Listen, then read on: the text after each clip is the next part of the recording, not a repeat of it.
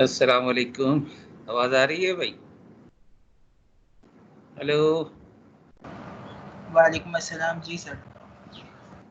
पहले तो भाई सॉरी करूँगा, कल अचानक लाइट चली गई थी और उसके बाद ज़ाहिर है बिल्कुल एकदम से क्लास ऑफ हो गई, क्योंकि हमारे यहाँ केबल नेट है तो ज़ाहिर है केबल नेट लाइट से चलता है। तो चलिए वहीं से कंटिन्यू करते हैं। बोर्ड पे देखिए वो कल तक की जो चीज़ थी वो मैंने दोबारा लिख दी है। कल हम यहाँ पहुँच गए थे तो अल्लाह को भी ये मंजूर नहीं था कि मैंने कहा 2 आर्टिकल एक दिन में कवर कर लूँ, लेकिन नहीं कर सके।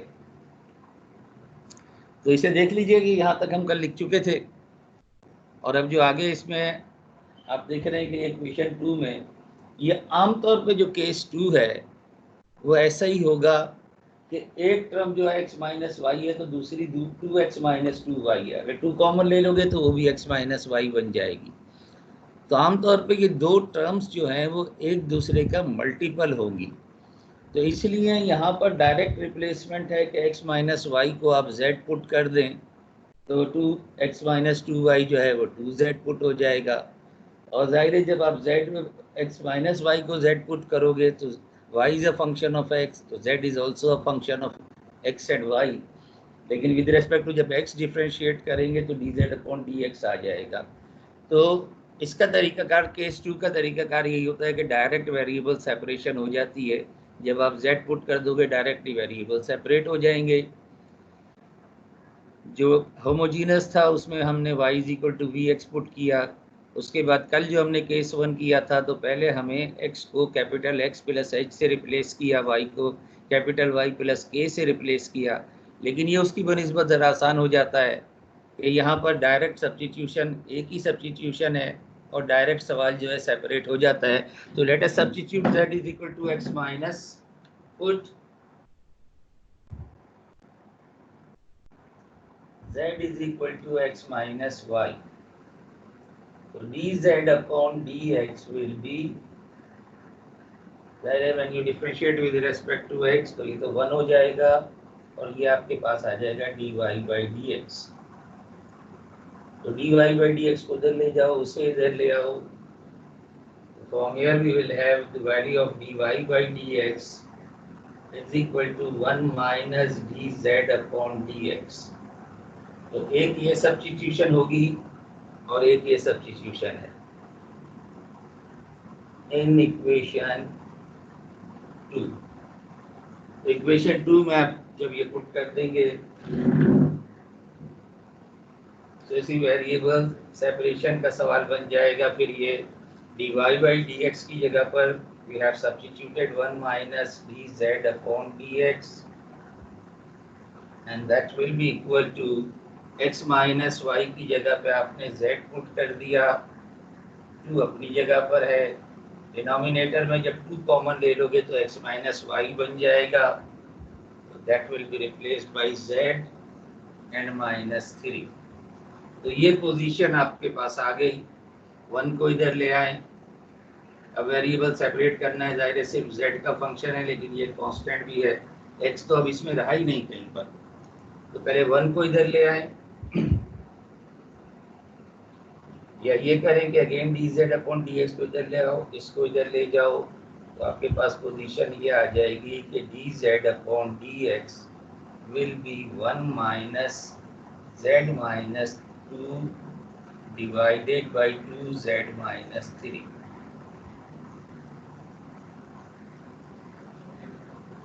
एलसीएम ले लो।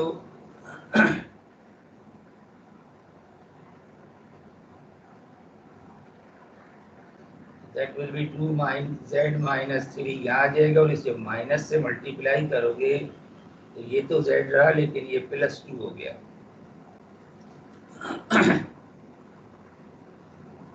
And finally we have dz upon dx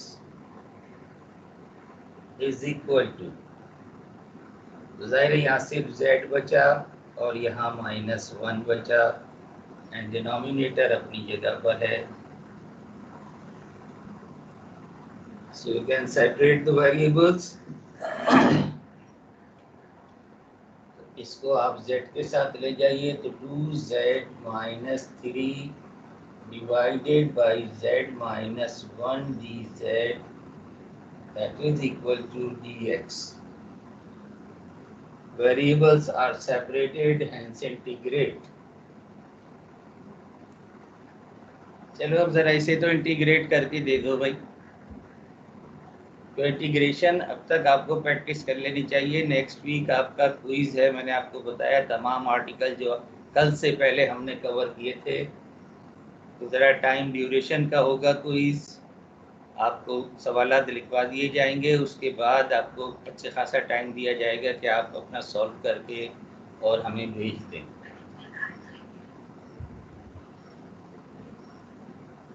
चलिए इसे इंटीग्रेट करके दें।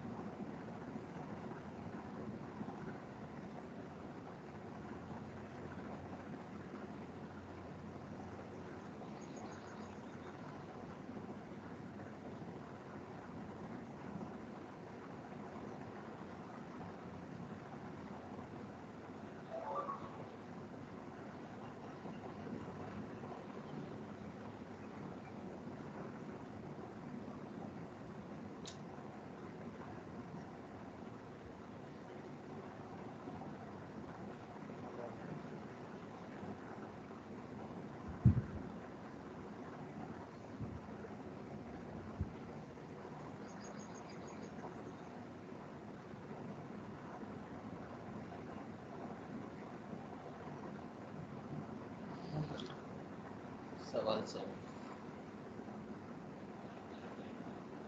इंटीग्रेट किया किसी ने?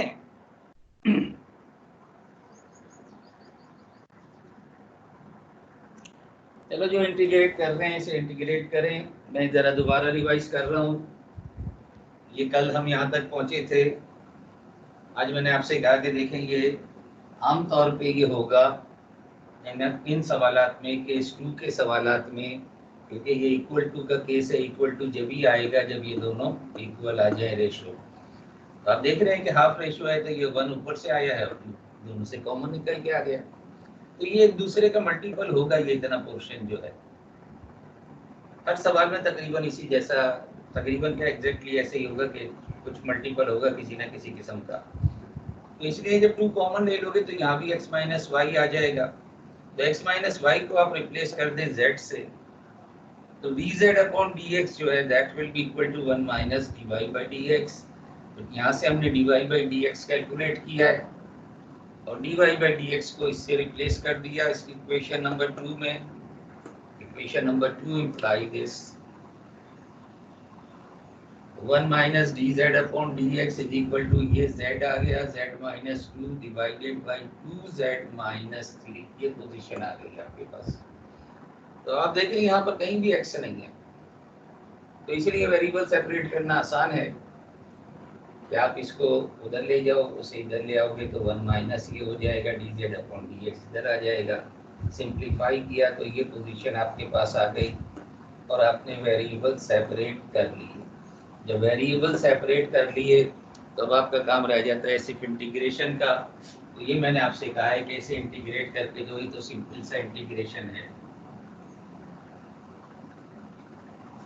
So this implies integral of 2z minus 3 divided by z minus 1 dz is equal to integral of dx.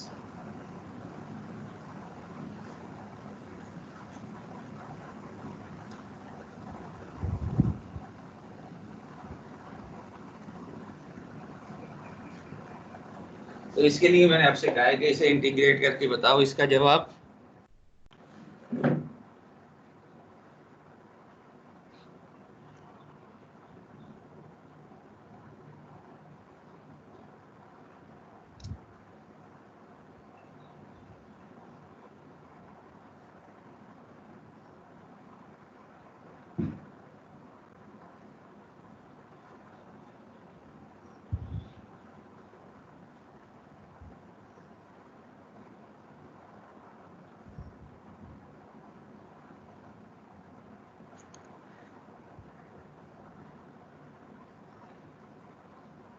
कोई सॉल्व कर रहा है या मैं सिर्फ इंतजार कर रहा हूँ? जी सर, सॉल्व कर लिया। कर लिया? क्या आया? 2x minus ln x minus 1। नहीं, एक मिनट, सिर्फ z की फॉर्म में भी बताओ मुझे। Oh sorry, 2z I mean 2z minus ln z minus 1 plus c। 2z minus ln क्या लिखूं? z minus 1।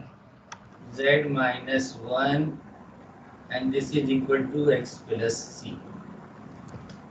सर मोड में z माइनस 1 है जी, मोड में z minus 1 z minus 1 mode में आएगा सर। z माइनस 1 ब्रैकेट में है ना, किसमें आएगा सर? मोड भी लगेगा सर इसमें। क्या लगेगा? मोड। अच्छा मोड, खैर वो उसकी कोई मसला नहीं, मोड लगाओ या ना। तो z से z must be greater than 1, वो तो अपनी जगह पर है। ln जो है वो नेगेटिव नंबर का तो होता नहीं है। तो किसने जवाब दिया है भाई? ये मैंने देखा नहीं, जवाब कौन दे रहा था? दानियाल ने दिया है। और दूसरा कौन बोला था? सर शहीर अहमद। शहीर? जी सर। अच्छा, अब जाहिर है कि मेन काम आपका z को वापस रिप्लेस करना रह गया है, तो रिप्लेस कर दें z को। दिस इंप्लाइज 2z आपने रखा था x minus y minus ln x minus y minus 1, और चाहो तो इसको x को भी इसके साथ कंबाइन कर दो, चाहो तो ऐसे ही रहने दो। That will be the answer.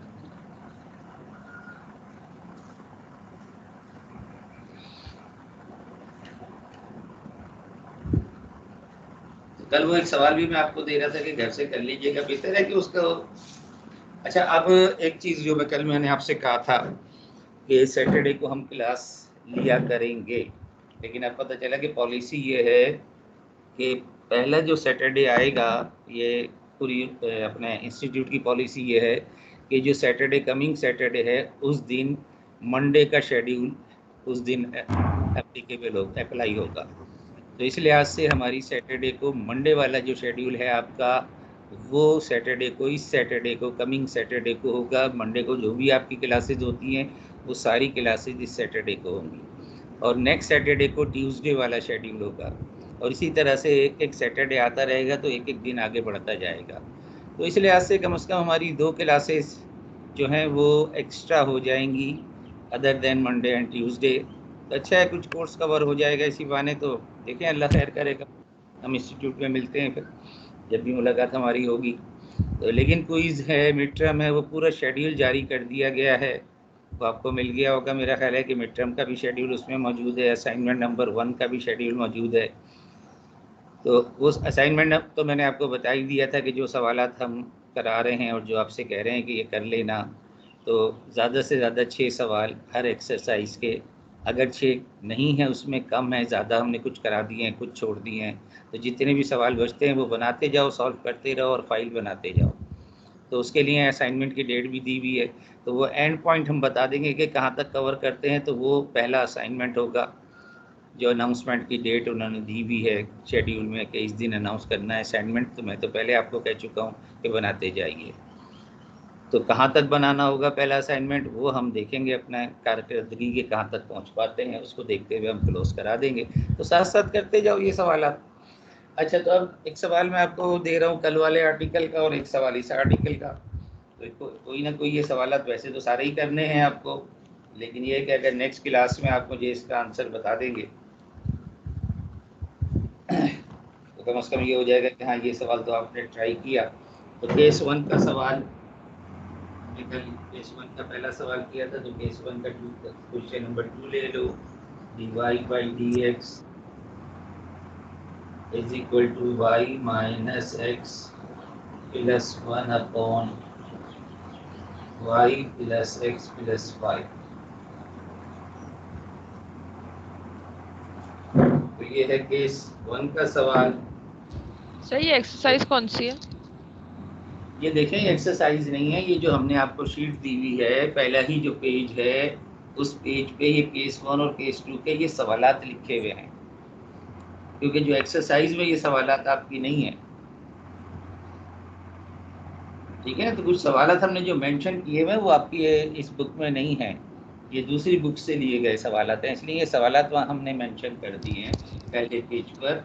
इसी तरह से जो आपका फंक्शनल, जब हमने फॉर्मेशन ऑफ डिफरेंशियल इक्वेशन किया था वहाँ भी कुछ सवालात लिखे हुए थे, तो ये वो सवालात हैं जो आपकी इस बुक में नहीं है, जिल में नहीं है। अच्छा, दूसरा सवाल है इसी में से आप ले लीजिए। देखिए, पहला सवाल जो था क्वेश्चन नंबर 5 ले लें। क्वेश्चन नंबर 5 में है क्वेश्चन नंबर 5 है x + 2y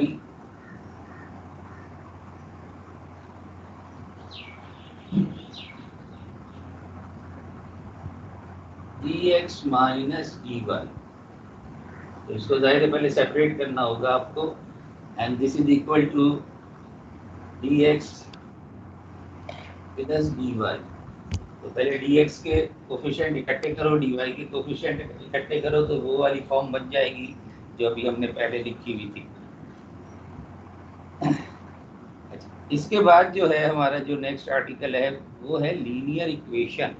लेकिन लीनियर इक्वेशन से पहले थोड़ा सा आपको कुछ और कॉन्सेप्ट देना होगा जो कि आपके सिलेबस में शामिल नहीं है, लेकिन वो एग्जैक्ट डिफरेंशियल इक्वेशन होती है।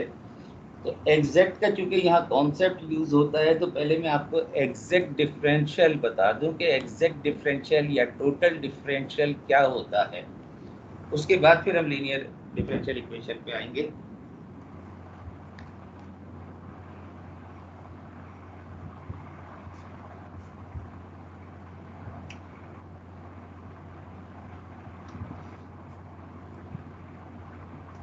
देखिए, अगर हमें एग्जाम्पल 1 ले रहा हूँ मैं, हमसे ये कहा जाए कि इसका डेरिवेटिव निकालो x * y का,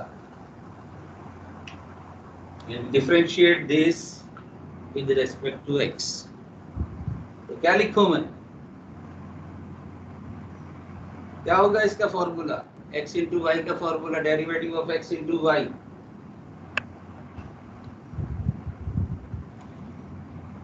यू इंटू वी का फॉर्मूला है लगेगा ना, तो क्या लिखूं, keep this x as it is, derivative of y is dy upon dx, and now keep y as it is, derivative of x जो है हम आमतौर पे 1 लिख लेते हैं, लेकिन एक्चुअल में होता क्या है, वो ये होता है dx अपॉन dx, जिसे हम 1 कह देते हैं। ये ऐसे ही होता है ना भाई, जवाब दे दिया करो भाई, हाँ हूँ तो कर लिया करो, हमें पता ही नहीं चल रहा कि आप लोग मौजूद हो कि नहीं, मैं ऐसे ही बोले जा रहा हूँ। ठीक है ना, तो ये dx अपॉन dx को हम आमतौर पे 1 लिख लेते हैं, लेकिन अगर आप तरीका देखें तो हो क्या रहा है, वो यही रहा है कि हमने विद रेस्पेक्ट टू x इन दोनों के मल्टीपल का डेरिवेटिव, तो पहले को हमने ऐसे ही रखा, दूसरे का डेरिवेटिव लिया तो dy अपॉन dx लिख दिया, प्लस दूसरे को ऐसे ही रखा, x का डेरिवेटिव लिया तो बजाय 1 लिखने के मैंने dx अपॉन dx लिख दिया। और ये क्यों लिख दिया, कि इसलिए लिख दिया कि जब हम, अगर आप देखें dx अपॉन में यहाँ भी मौजूद है, अपॉन में यहाँ भी मौजूद है, अपॉन में यहाँ भी मौजूद है, तो अगर आप थ्रू आउट dx से मल्टीप्लाई कर दें तो इसकी एक शॉर्ट फॉर्म आपके पास आ जाएगी, d of x into y is equal to x dy plus y dx। या अगर आपने 1 भी यहाँ लिखा होता, तब भी जब आप dx से मल्टीप्लाई करते तो यहाँ dx कैंसिल हो जाता और यहाँ dx मल्टीप्लाई हो जाता। ठीक है ना भाई, तो ये जो इस तरह से लिखा हुआ है ये भी डेरिवेटिव निकाला हुआ, वहीं से हमने ये जनरेट किया है, लेकिन इस तरीके को लिखने को हम ये कहते हैं कि ये इसका ये एग्जैक्ट डेरिवेटिव है, इसका ये एग्जैक्ट डेरिवेटिव है, या इसका ये एग्जैक्ट डेरिवेटिव है, या इसको हम टोटल डेरिवेटिव भी कहते हैं। ये रिप्रेजेंटेशन है, चीज तो वही है जो ऊपर लिखी हुई है, लेकिन जरा उसकी फॉर्मेट चेंज कर दी है हमने। तो अगर इस किस्म की चीज कहीं लिखी नजर आए तो हम इसको रिप्लेस कर सकते हैं इसके साथ। ठीक है भाई, बात समझ में आई आपके? Yes sir. अब इसी तरह से अगर आपके पास अपॉन की फॉर्म हो, यानी आपसे कहा जाए कि डेरिवेटिव निकालो x अपॉन वाई का, find the derivative of this. अब ये मैं अपॉन dx लिखूं या ना लिखूं, d लिखने का मतलब ये है कि इसका derivative, d of this derivative of x upon y। तो अगर आप चाहें तो अपॉन dx लिख के इसी तरह से लिख के जो कर लें, अदरवाइज आपको ये फॉर्म ऑफ यूज करनी है, जानना होगा कि जहां भी अब हम, अगर आप इसको जरा दोबारा देखो ऊपर वाले को, कि आपने क्या किया है कि आपने x को ऐसे ही रखा और y का डेरिवेटिव जो है dy लिखा है, और इसी तरह से प्लस y को ऐसे ही रखा, x का डेरिवेटिव आपने dx लिखा है। तो अब अगर मैं डायरेक्ट इसे लिखना चाहूँ, बजाय इस तरह से एक्सपेंड करके और अपॉन dx लिख के और फिर dx कैंसिल करें, तो अगर हम डायरेक्ट लिखना चाहें तो जाहिर है कि आप देखें, याद रहेगा आपको, मैं हमेशा डेरिवेटिव जब पढ़ाता हूँ, कैलकुलस पढ़ाता हूँ, तो मैं कहता हूँ याद रखने के लिए बेहतर है कि यहाँ से लिखना शुरू करो, क्योंकि we have square of the denominator. तो जब y लिखोगे तो जो डिनोमिनेटर है उसको यहाँ पर ऐसे ही रखा जाता है, and then you have to take, तो y को आपने ऐसे ही रखा है, derivative of x is dx। अब dx लिखोगे 1 नहीं लिखोगे, then we have minus, now keep x as it is and the derivative of y is dy। तो अगर ये इस किस्म की चीज कहीं लिखी नजर आए तो उसे आप डायरेक्ट इससे रिप्लेस कर सकते हैं, that is called exact derivative of this one, या टोटल डेरिवेटिव। लेकिन हम चूंकि अभी एग्जैक्ट डिफरेंशियल की बात कर रहे हैं, इसलिए हम इसे एग्जैक्ट ही कहेंगे कि अगर इस किस्म की चीज लिखी नजर आती है तो इस पूरे को हम इससे रिप्लेस कर सकते हैं। ठीक है भाई, and you got it? Yes. अच्छा, अब अगर इसी तरह से हम थोड़ा सा तब्दील करें, और अब इसका बताओ मैं क्या लिखूं, y अपॉन एक्स हो, अब मैं क्या लिखूं?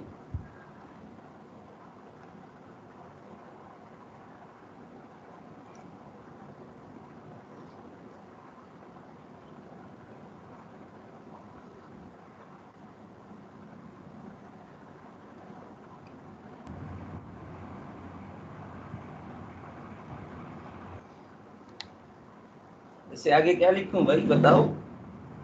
x dy minus y dx x dy minus y minus y dx and this divided by of course x square. तो ये जो लीनियर इक्वेशन है, इससे पहले हमें एक चीज देखनी होगी कि एग्जैक्ट बनाने के लिए, अब अगर फर्ज किया, देखो मैंने आपसे कहा कि ये अपॉन की फॉर्म है, अपॉन की फॉर्म है तो हमेशा अपॉन की फॉर्म यहाँ मौजूद होगी। मल्टीपल की फॉर्म थी तो कोई डिवीजन नहीं था, एक वेरिएबल दूसरे का डेरिवेटिव प्लस दूसरा वेरिएबल पहले का डेरिवेटिव। यहाँ भी वैसा ही है कि एक वेरिएबल है दूसरे का डेरिवेटिव, लेकिन दरमियान में माइनस है दोनों के। तो जब माइनस है तो इसका मतलब है कि डिवीजन की फॉर्म है।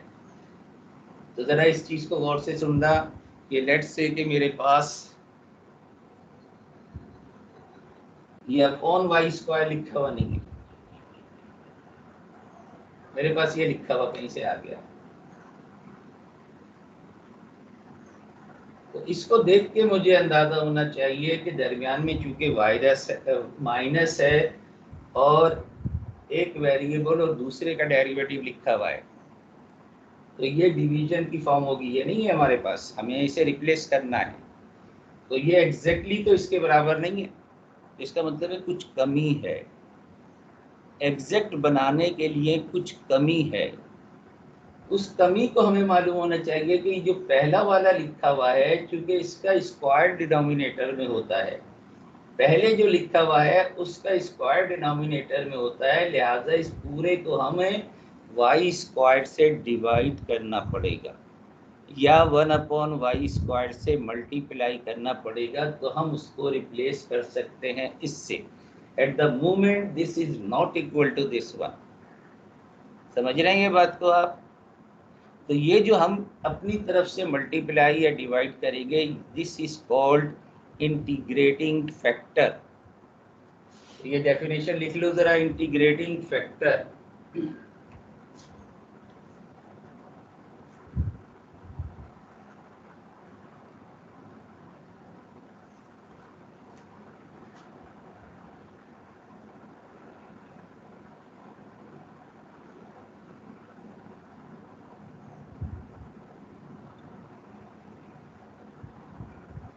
A function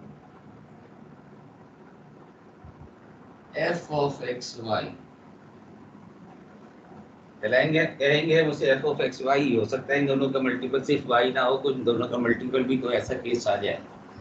A function f of x y is called integrating factor.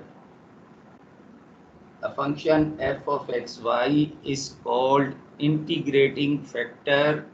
Integrating factor को शॉर्टली आप आई dot F P, capital F, capital I, capital F, तो ये अक्सर किताबों में आपको शॉर्ट में आई डॉट एफ लिखा मिलेगा कि this is integrating factor. A function f of x y is called integrating factor when multiply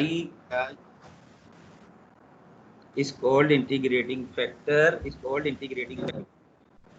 if multiply by a non-exact differential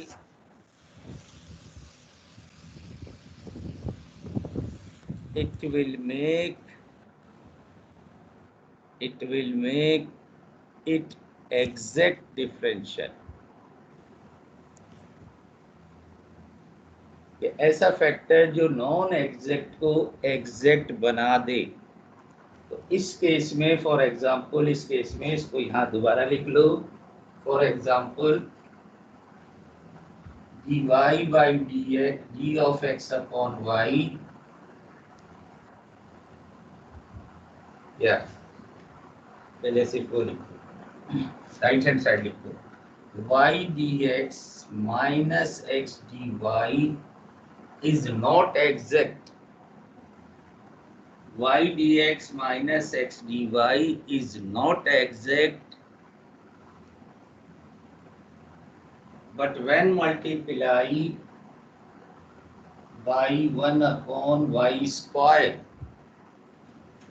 but when multiply by 1 upon y square,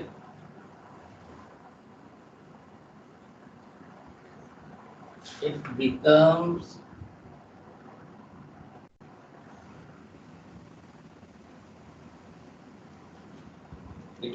this,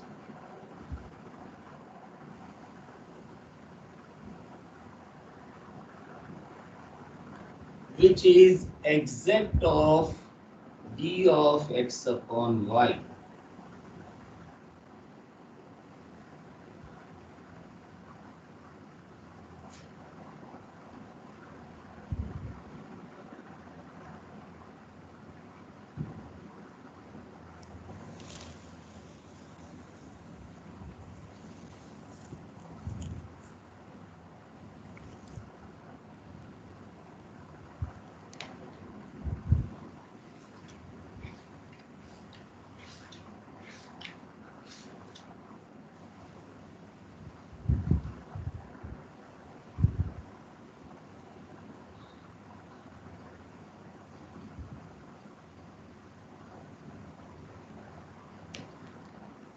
ठीक है भाई, समझ में आ गया?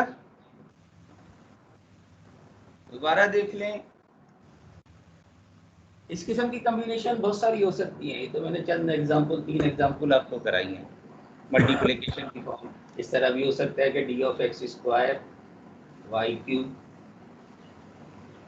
X square y cube, लेकिन इतना ज़्यादा आपको जानने की इसमें ज़रूरत नहीं है, क्योंकि एग्जैक्ट डिफरेंशियल इक्वेशन जो आर्टिकल है वो हम नहीं कवर कर रहे, डायरेक्ट हम लीनियर पढ़ा रहे हैं। लीनियर में आपको इतनी ज़्यादा डिटेल की ज़रूरत नहीं होगी कि मैं इसका भी डेरिवेटिव अगर लिखना चाहें तो लिख लें। उसी तरह से कि मल्टीपल की फॉर्म है तो जाहिर है कि एक्स स्क्वायर को ऐसे ही रखेंगे आप। वाई क्यूब का डेरिवेटिव लोगे तो पहले तो आएगा 3y स्क्वायर और फिर y की वजह से आएगा dy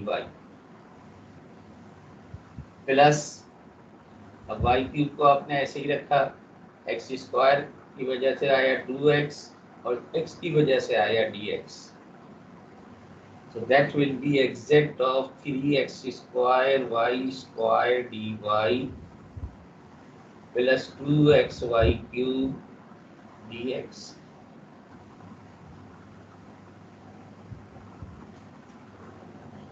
लेकिन मैंने कहा ना कि इतना ज़्यादा डिटेल में जाने की हमें ज़रूरत नहीं है, बताने की कि अब इसे ये तो एग्जैक्ट है, अगर ये नॉन एग्जैक्ट हो तो इसे एग्जैक्ट कैसे बनाएंगे, तो वो एक आर्टिकल अलग से है। लीनियर में आप देखेंगे कि ये खुद ब खुद, हम अभी आपको लीनियर की तरफ लेके चलते हैं तो आप देखेंगे कि बनाना तो वहाँ पड़ेगा हमें, लेकिन वो डायरेक्ट बन जाता है। वहाँ एक फ़िक्स फार्मूला है, लीनियर इक्वेशन जो है उसमें फ़िक्स फार्मूला है एग्जैक्ट बनाने के लिए। लेकिन अगर एग्जैक्ट डिफरेंशियल इक्वेशन होती तो उसके बहुत सारे रूल्स हैं, इसीलिए शायद क्योंकि एनईडी के ही सिलेबस में बहरहाल ये नहीं है एग्जैक्ट। तो चलिए आइए हेडिंग दीजिए linear differential equation.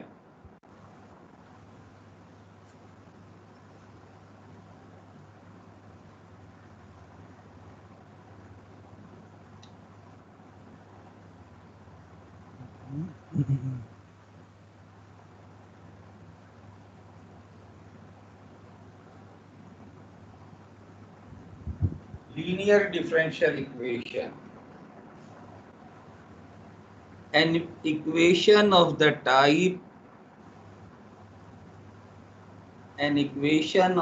type dy upon dx plus px into y is equal to qx।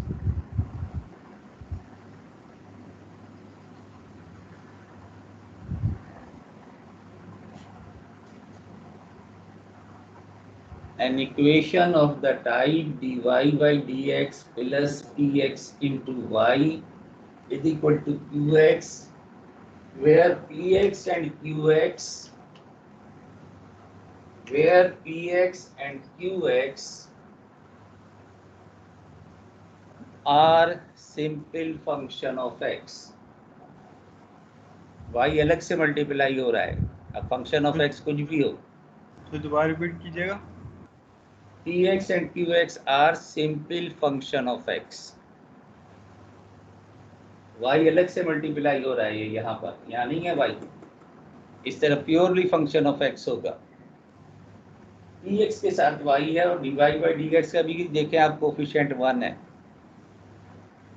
तो अगर dy by dx के साथ कुछ लिखा हो, कोई कोफिशिएंट हो, तो पहले उसे हटाएंगे, इस फॉर्म में लाएंगे, तब हम उसे कहेंगे कि this is linear differential equation. और जैसा मैंने आपसे कहा कि इसको हम सॉल्व इस तरह करते हैं कि अगर हम इसे dx से मल्टीप्लाई कर देंगे तो दायरे dx यहाँ भी आ जाएगा, यहाँ भी आ जाएगा। लेकिन ये जो लेफ्ट हैंड साइड है वहाँ पर अब आप देखेंगे combination of x and y दोनों हैं। राइट हैंड साइड में तो सेपरेट है, वेरिएबल dx है और फंक्शन ऑफ x है, लेकिन इसको हमें बनाना पड़ेगा एग्जैक्ट। तो अब आप ये लिखें, to make equation number 1, to make in equation number 1 exact,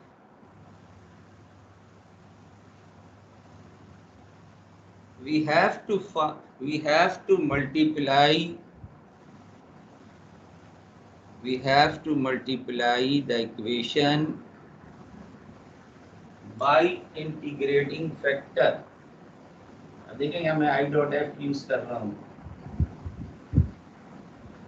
by integrating factor, और ये इंटीग्रेटिंग फैक्टर फिक्स है, और वो ये है कि e raise to power integral p dx, यानी p को आप dx को आप इंटीग्रेट करोगे विद रिस्पेक्ट टू x और उसको एक्सपोनेंशियल में ले लोगे।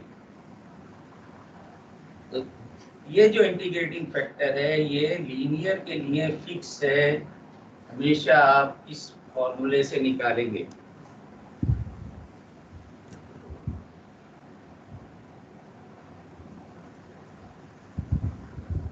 ठीक है भाई, उतार लिया, ये लाइन उतार लिया आप लोगों ने? यस। और अब आप इसको मल्टीप्लाई कर दो इक्वेशन नंबर 1 को इस इंटीग्रेटिंग फैक्टर से।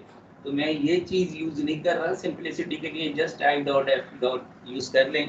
Multiply both side by I dot F, equation number 1। तो इक्वेशन नंबर 1 को हम मल्टीप्लाई कर रहे हैं आई डॉट एफ से, तो ये क्या बन जाएगी, और साथ साथ dx भी हटा रहे हैं। तो इक्वेशन नंबर 1 जाहिर है यहाँ आ जाएगा आई डॉट एफ, और dy अपनी जगह रहेगा, plus I dot F into p x y, और यहाँ dx आ जाएगा। और राइट हैंड साइड पे भी, क्योंकि आई डॉट एफ जो है प्योरली फंक्शन ऑफ x है, लिहाजा राइट हैंड साइड पे आई dot F multiply by Q x D x. तो ये पोजीशन आपके पास आ जाएगी।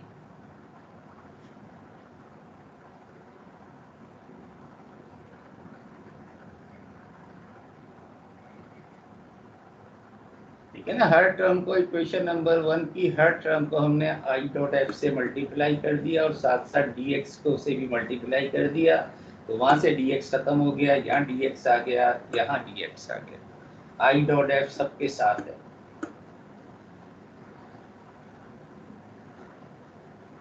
तो ये जो आर्टिकल है ये बनिस्बत, सिवाय इसके कि इंटीग्रेशन तो हर जगह है, बनिस्बत जो हमने पहले पढ़ा होमोजीनस और रिड्यूसिबल टू होमोजीनस, उनकी बनिस्बत एक आसान आर्टिकल है, क्योंकि यहाँ ये फिक्स है। और अब ये जो बन जाएगा, ये इतनी बड़ी जो बन गई, इसको देख के खौफ आ रहा है? आ रहा है? आ रहा है भाई? जब सवाल आएगा तो पता नहीं क्या आएगा, क्या होगा क्या नहीं होगा। आ रहा है ना? डर लग रहा है?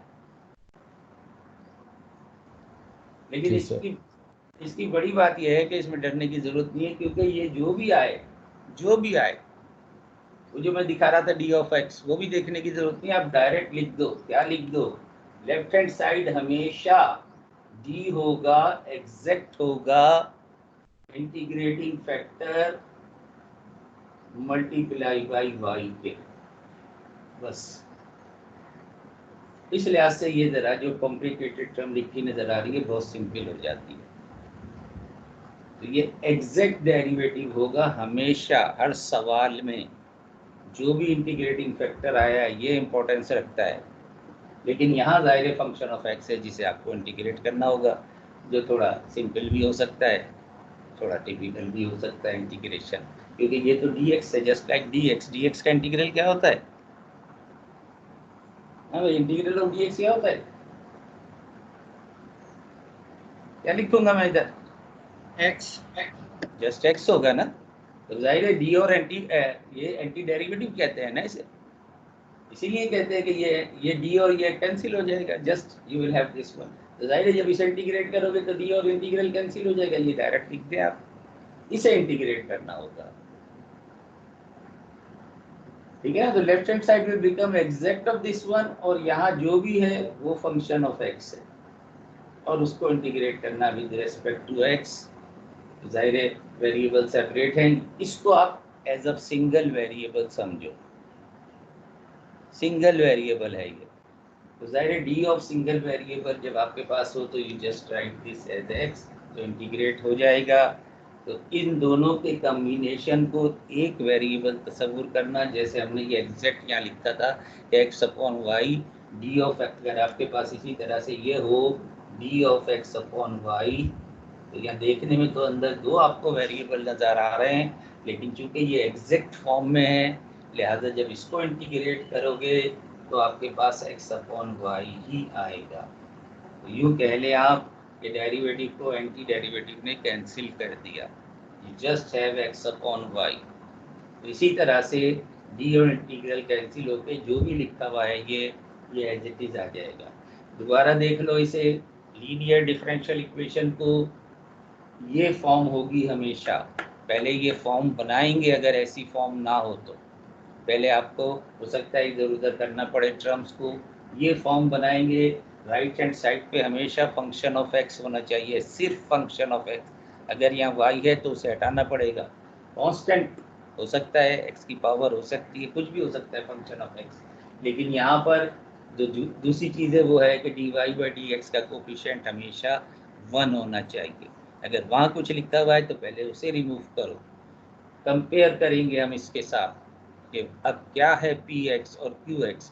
क्यू एक्स इतने बहरहाल क्यू एक्स कर चुके, डायरेक्ट कोई ज़्यादा काम नहीं है सिवाय इसके कि आखिर में आपको इंटीग्रेशन करना है। तो पी एक्स जो है वो ज़्यादा इंपॉर्टेंस रखता है, क्योंकि पी एक्स जो है वो आपको इंटीग्रेटिंग फैक्टर बना के दे रहा है। तो जब इंटीग्रेटिंग फैक्टर बन जाएगा, इक्वेशन को मल्टीप्लाई कर दो, ये फॉर्म में लिख दो, इसको इस फॉर्म में लिख दें, एंड वेरिएबल्स आर सेपरेटेड, क्योंकि यहाँ सिर्फ फंक्शन ऑफ एक्स और डी एक्स है, यहाँ कम्बिनेशन है लेकिन in the form of D, exact की फॉर्म में है। तो एग्जैक्ट की फॉर्म में है तो इंटीग्रेट करना आसान है उसे। ठीक है भाई, आगे बढ़ूँ, सवाल करूँ अब। तो ये आप देखें कि एक्सरसाइज के मेंशन है उसमें कि ये एक्सरसाइज है, अभी हम से ले रहे हैं। एक्सरसाइज है ऑन पेज 60 पेज पर, एक्सरसाइज 2.3।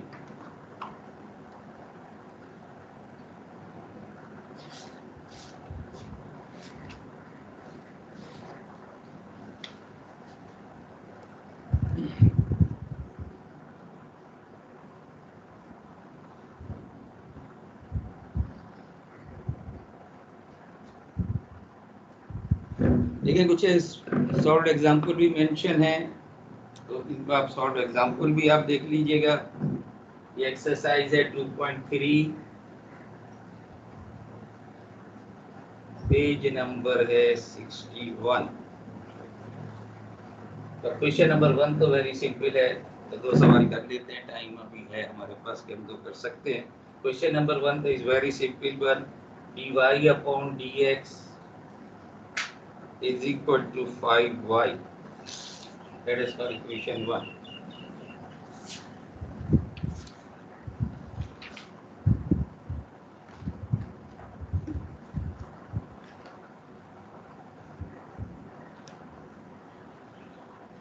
देखिए अब ये इस फॉर्म में लिखा हुआ है, हमें ये हम पहले बनानी है।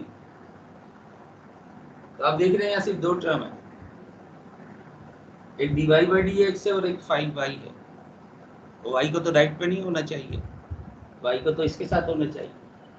तो इसकी हम पहले फॉर्मेट बनाए, रीराइट करो इसे, dy by dx minus 5y is equal to 0।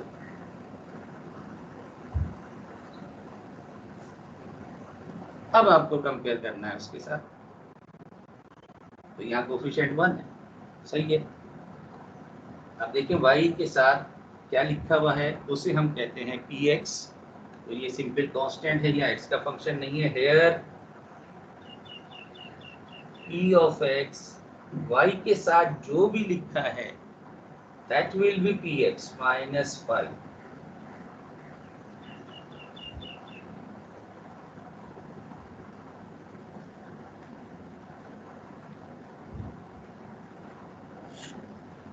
तो यूं कह लें आपके यहाँ पर is just a constant number, तो x की पावर 0 समझ लें, लेकिन हम इसे कहेंगे p ऑफ x। और जाहिर है कि अब इसे इंटीग्रेट कर लें आप, क्योंकि अब आपको इसके लिए इंटीग्रेटिंग फैक्टर बनाना है। तो इंटीग्रेटिंग फैक्टर बनाने के लिए डायरेक्ट ये लिखने की जरूरत नहीं है, पहले कंसीडर कर लो। Consider integral p dx which is integral minus 5 dx, जाहिर है जिसका मतलब होगा माइनस 5x। जब ये इंटीग्रेट कर लें आप, तो फिर अब आप कह सकते हैं therefore integrating factor is equal to e raise to power minus 5x। तो ये आ गया आपके पास इंटीग्रेटिंग फैक्टर।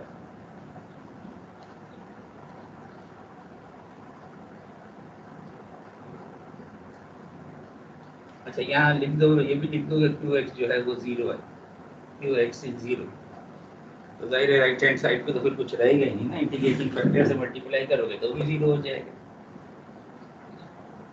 अब आपका मेन काम क्या है, इक्वेशन 2 है ना लीनियर फॉर्म में, इसे हमने बनाया है। तो now multiply equation 2 by integrating factor, और साथ साथ इस dx को भी हटा देना। तो इक्वेशन नंबर 2 तो हम मल्टीप्लाई कर रहे हैं इंटीग्रेटिंग फैक्टर से। तो this implies e raise to power minus 5x dy। इस टर्म को जब मल्टीप्लाई किया, dx को हटा दिया, माइनस 5y को ऐसे ही रहने दो, e raise to power minus 5x dx यहाँ आ जाएगा 1, dx यहाँ आ जाएगा। और राइट हैंड साइड को अगर आप मल्टीप्लाई करोगे तो भी वो उसका मतलब मल्टीप्लाई बाय 0 इज 0, तो 0 ही रहेगा। तो हमने थ्रू आउट हर टर्म को इसकी इंटू जाएगा, dx भी लिख दोगे तो भी 0 ही रहेगा। तो इसे ये लिखने की ज़रूरत नहीं है, तो सिर्फ एक्सप्रेशन के लिए मैंने लिख दिया है। आप जब सॉल्व करो तो इसको लिखने की ज़रूरत नहीं है, डायरेक्ट क्योंकि राइट हैंड साइड डायरेक्ट 0 है तो आप इसे 0 लेंगे। अब यहाँ मैंने आपसे कहा कि कुछ देखने की हमें ज़रूरत नहीं है, ये है नहीं है, एग्जैक्ट है नहीं है, हमें देखने की ज़रूरत नहीं है, क्योंकि ये तो अंडरस्टूड है। ये जब भी आएगा हमेशा ये इसका एग्जैक्ट होगा, हमेशा इसका एग्जैक्ट होगा। लेकिन अगर तसल्ली से घर पे देखना चाहो तो देख भी सकते हो आप। इंटीग्रेटिंग फैक्टर क्या आया था, e की पावर माइनस 5x आया था, इसको आप y से मल्टीप्लाई कर दें तो left hand side will always be exact of this जो ये लिखा हुआ है।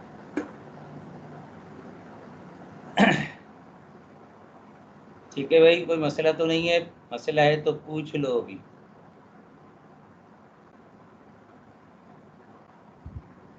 राइट हैंड साइड पे आपके 0 है, जाहिर है कि आप लिखना चाहें लिखें, variables are separated hence integrate, तो इसका इंटीग्रल यही आ जाएगा। इधर c लिख दोगे, that will be our final answer.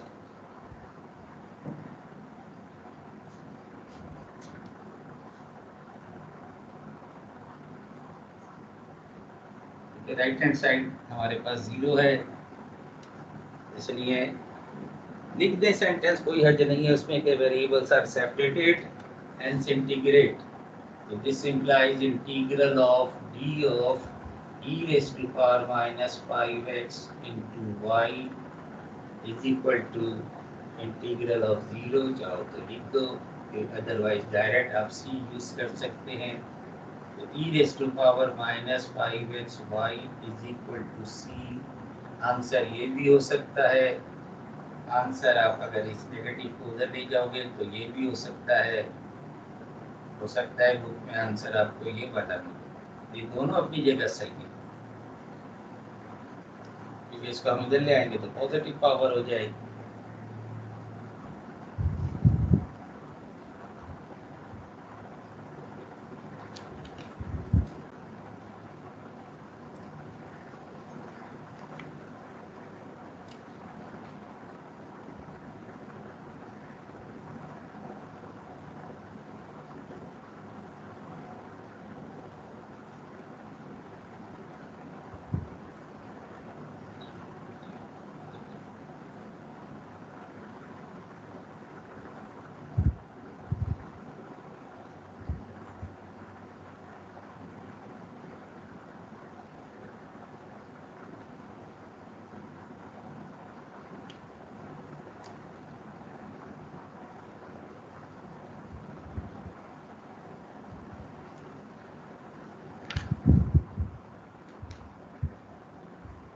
अब आप देखिए ये सवाल है, इसमें आपके पास राइट हैंड साइड भी मौजूद है।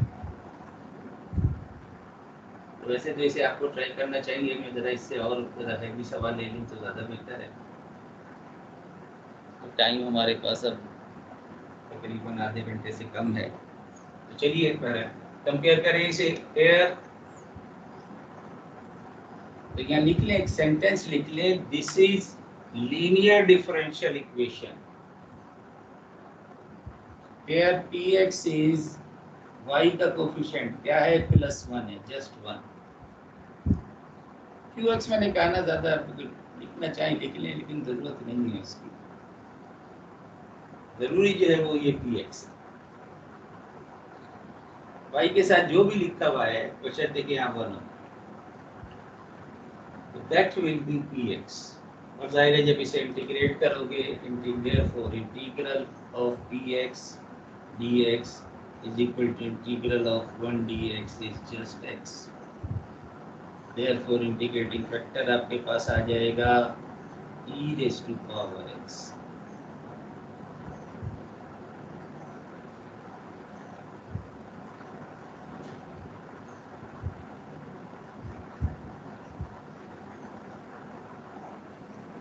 चलो एक सवाल मैं और करा दूंगा, जरा 5 मिनट दे रहा हूँ आपको, अब इससे कंटिन्यू करो, आगे इसे कंटिन्यू करो और जवाब बताओ मुझे।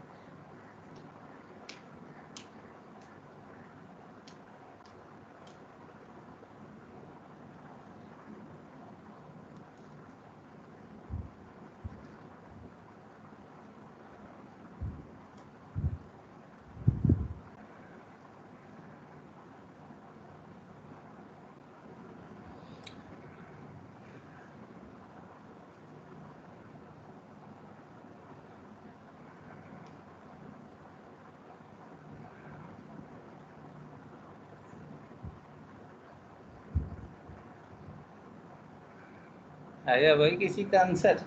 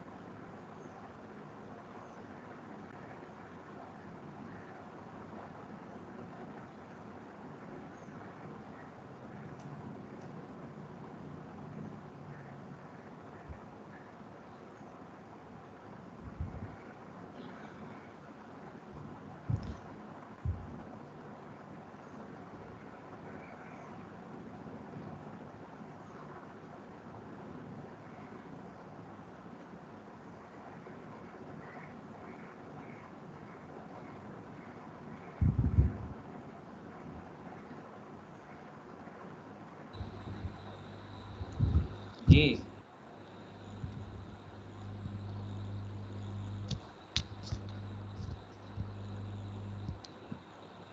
क्या या लिखवाओ।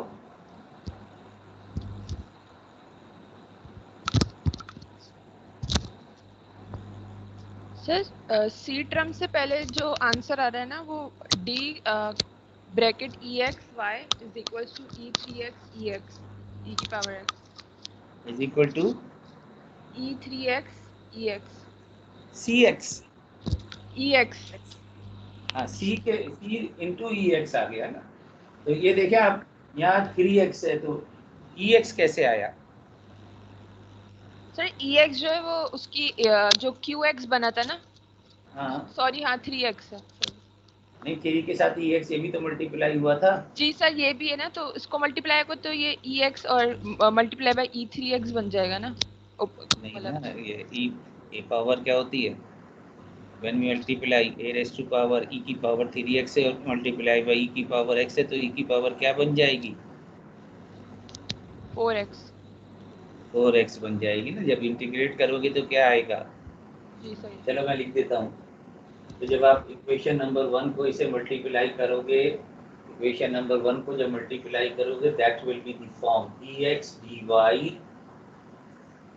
Plus ex y dx and this will be equal to e3x into ex dx, जो कि आपके पास सिंप्लीफाई होके e की पावर 4x बन जाएगी। तो left hand side will be exact of d of exy into y।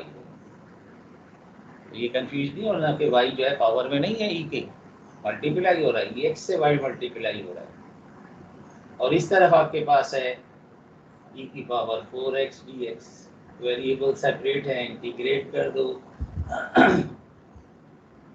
चाहो तो y पहले लिख लो ताकि कोई कंफ्यूजन ना रहे। तो यहाँ तो इंटीग्रल सिंपल सा है, y ex is the integral. यहाँ क्या आया? सर e की power 4x upon 4 plus c upon 4, तो 1/4 e की पावर 4x को जब आप इंटीग्रेट करोगे तो ये आ गया आपके पास 4 का डेरिवेटिव 1/4 से डिवाइड कर दिया प्लस 3। अब आंसर तो आप ऐसे भी छोड़ सकते हैं, चाहे तो आप ex को इधर ले आए वो भी कर सकते हैं, but this is the answer. हो सकता है बुक में आंसर में इन्होंने ex को यहाँ से हटा दिया हो, तो यहाँ e3x हो जाएगा, यहाँ e की पावर -x आ जाएगा। तो ये ज़रा सवाल, क्योंकि पहला बिल्कुल ही सिंपल सा था, दूसरा वाला जो है हमने तीसरा क्वेश्चन नंबर 3 किया है, ज़रा और सवाल देख लेते हैं थोड़ा सा टिपिकल सा।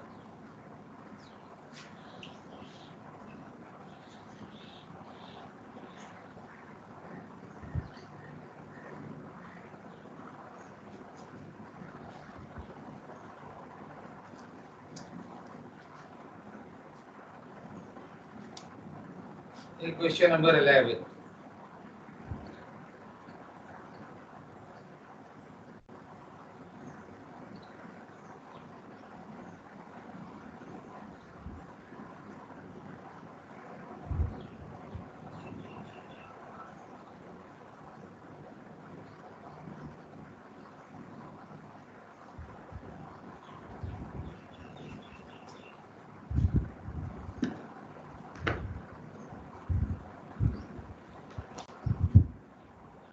अब देख रहे हैं कि यहाँ पर x मौजूद है, dy बाई dx का कोफिशिएंट मौजूद है, इसे अभी हम एग्जैक्ट नहीं लीनियर नहीं कह सकते जब तक कि आप इसे उस फॉर्म में नहीं लिखें जो लीनियर की फॉर्म है। तो आप इसको अभी फिलहाल लीनियर डिफरेंशियल इक्वेशन नहीं कह सकते। तो पहले इस x को यहाँ से रिमूव करें, तो dy by dx plus 4 upon x into y, x से डिवाइड किया, इसे x से डिवाइड करेंगे तो बेहतर है कि x कॉमन ले लो, x square minus 1 upon x, तो ये x और ये x कैंसिल हो जाएगा, and now you have the simplified form is dy by dx plus 4 upon x को मैंने जानबूझ के ऐसे लिखा है ताकि y एक अलग से लिखा है, और यहाँ आपके पास just x square minus 1, let us call equation 2। अब आपकी वो कंडीशन पूरी हो रही है कि इसका कोफिशिएंट 1 है, ये px y लिखा हुआ है, और इस तरफ जो है प्योरली फंक्शन ऑफ x है।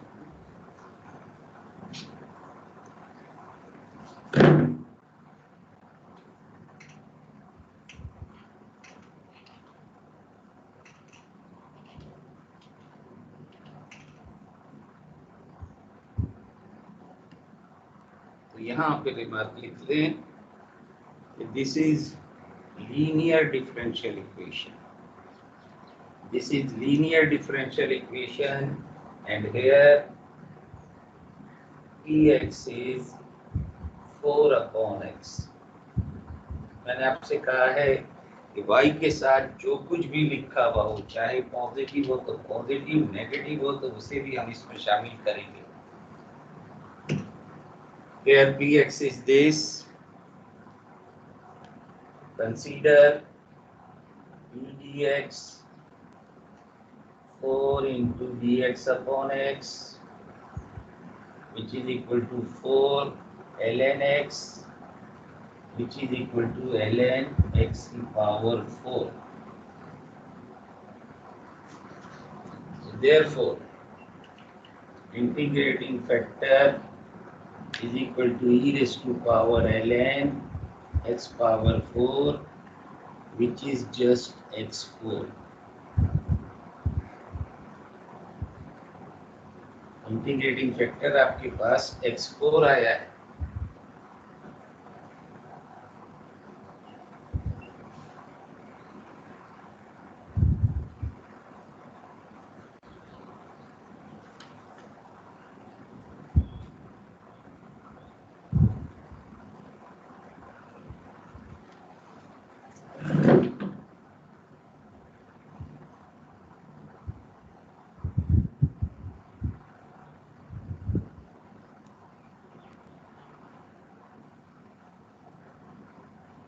ठीक है भाई, कोई मसला तो नहीं है अभी तक? अब जाहिर है कि इस x4 से आप मल्टीप्लाई कर दें इक्वेशन नंबर 2 को, so multiply equation number 2 by x4, equation number 2 imply x4 dy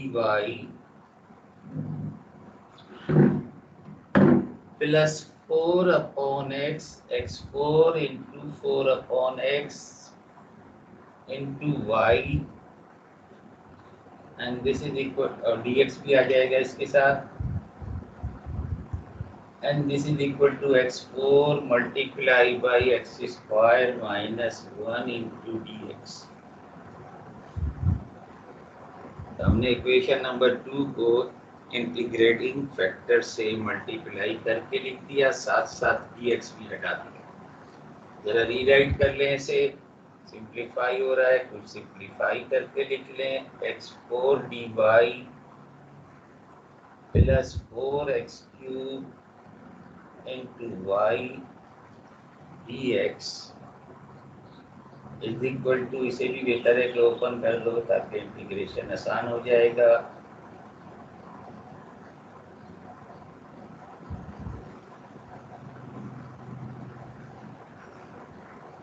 तो जैसे मैंने कहा था कि जो हम लिख रहे हैं, दावा कर रहे हैं कि लेफ्ट हैंड साइड एग्जैक्ट होगा, तो आप देखें कि x4 को ऐसे ही रखा है, y का डेरिवेटिव लिया है, या y को ऐसे ही रखा है, x4 का डेरिवेटिव लोगे तो 4x³ dx आ जाएगा। तो left hand side is always be exact of g of the integrating factor multiply by 1, or right hand side as it is x6 minus x4 dx. Variables are separated, hence integrate. चलो ये तो simple सा integration है, इसका answer तो दे दो, फिर हम क्लास ऑफ करते हैं।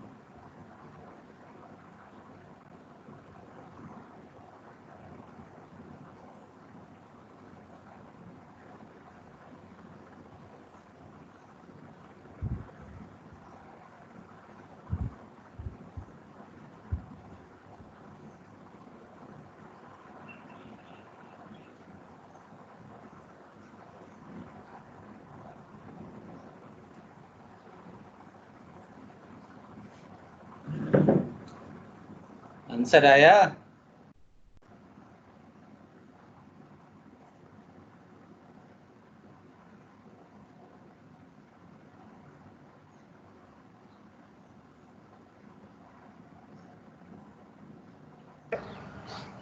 जी सर। जी क्या आया? x power 4 multiplied by y is equals to x cube over 3 plus c. x³ कहाँ से आ गया? ओह सॉरी, नहीं x क्यूब ही आएगा ना सर। जब x x4 या स्क्वायर लिखा,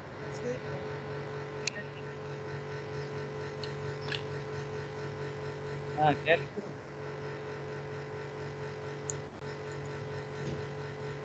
सर जी बोले।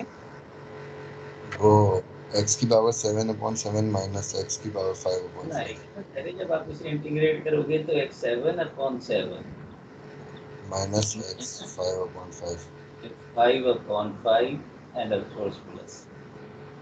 आप ये कर सकते हो, और बेशक के x4 को अगर यहाँ से हटा दोगे, सिर्फ y की फॉर्म में लिखना चाहो तो फिर x³ आएगा, लेकिन डिनोमिनेटर में तो 7 ही रहेगा। लेकिन ये कि आप ऐसे ही छोड़ना चाहें आंसर, तो दिस इज द आंसर। ठीक है भाई, तो आप सैटरडे को इंशाल्लाह अगर इसमें आप ट्राई करें, तो जो सवाल अगर नहीं आते तो बेशक आप डायरेक्ट कंसल्टेशन, अब और हम जब इंस्टीट्यूट में होते थे तो मेरे अवार्ड्स भी वहाँ पर हम लगा देते थे कंसल्टेशन के लिए। अब यहाँ अगर कंसल्टेशन नहीं हो रही तो अगर सवाल सॉल्व करोगे तो मुझसे सवाल पूछोगे ना नेक्स्ट क्लास में, और अगर आप नहीं सॉल्व करोगे, ऐसे ही डालते रहोगे, तो फिर असाइनमेंट भी आपका मुकम्मल नहीं होगा। एंड टाइम पे फिर भागोगे दौड़ोगे कि असाइनमेंट बनाएं जल्दी जल्दी से। लेकिन साथ के साथ अगर आप सवाल सॉल्व करते रहें, कोई प्रॉब्लम आता है तो पूछें बिल्कुल क्लास में आप। ठीक है भाई, तो इंशाल्लाह फिर सैटरडे को आपसे मुलाकात होगी। अल्लाह हाफिज़। तो मीटिंग इसको ऑफ कर दिया करो भाई, कि कल मेरी तरफ से ऑफ हो गया था लेकिन फिर आपकी तरफ से चलता रहा था और रिकॉर्डिंग तकरीबन अच्छी खासी रिकॉर्डिंग हुई। ओके, अल्लाह हाफिज़।